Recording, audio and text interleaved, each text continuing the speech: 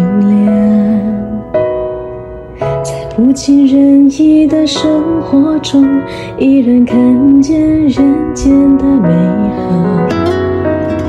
可以有一双手合起了就安详，在零碎繁琐的工作中，依然能够忙而不乱。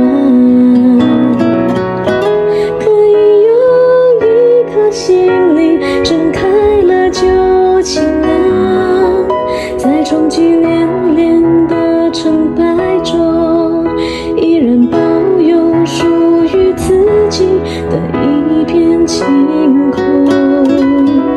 放慢脚步，放松心情，享受当下，呼吸现在。步步踏实，不浮不垮，信念苏醒，照亮天下。身在